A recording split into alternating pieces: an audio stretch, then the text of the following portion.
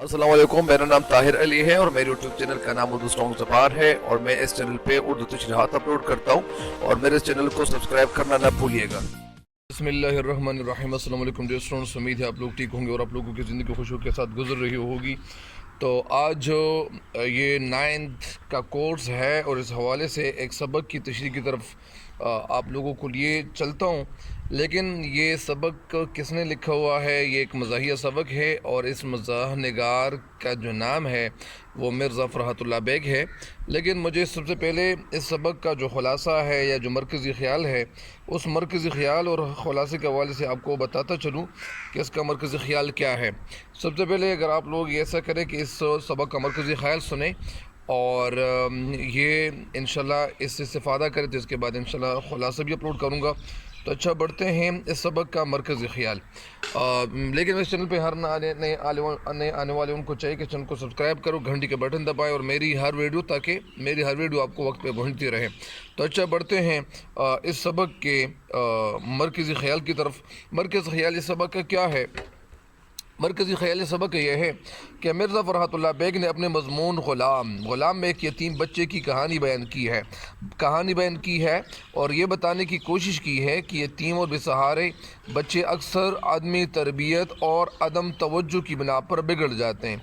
मतलब ये नहीं कहना ये चाहते कि जो यतीम बच्चे होते हैं उनको वो जब बेसहारा हो जाए तो अगर उन पे लोग तवज्जो नहीं देते, आदमी तरबियत यानी वो तरबियत के बग़ैर और आदमी तवज्जो यानी तवज्जो न देने की बिना पर वो बिगड़ जाते हैं और वो माशरे के लिए यानी दर्द सर बन जाते हैं। मतलब यानी सर का दर्द बन जाते हैं। लिहाजा माशरे के फ़राइज़ में ये बात शामिल है कि ऐसे बच्चों की न सिर्फ किफ़ालत की जाए यानी देखभाल किया जाए, इनकी तवज्जो यानी उन पे तवज्जो दे देनी चाहिए। लिहाजा बल्कि इनकी मुनासिब तरबियत और देखभाल भी हमें यानी करनी चाहिए ताकि बड़े होकर ये बच्चे फिर बेरहरवी और यानी जो माहौल हो, जो वो बिगड़ा हुआ माहौल हो, तो वो इस माहौल के शिकार ना हो। मतलब इसका यह है कि जो बच्चे होते हैं तो ये माहौल के ग़ुलाम होते हैं। हर इंसान माहौल का ग़ुलाम होता है। उनको जिस तरह माहौल मिल जाता है तो वो ख़ुद उसी माहौल में ख़ुद को ढालने की कोशिश करते हैं, ख़ुद को उसी माहौल का यानी ग़ुलाम बनने की कोशिश करते हैं।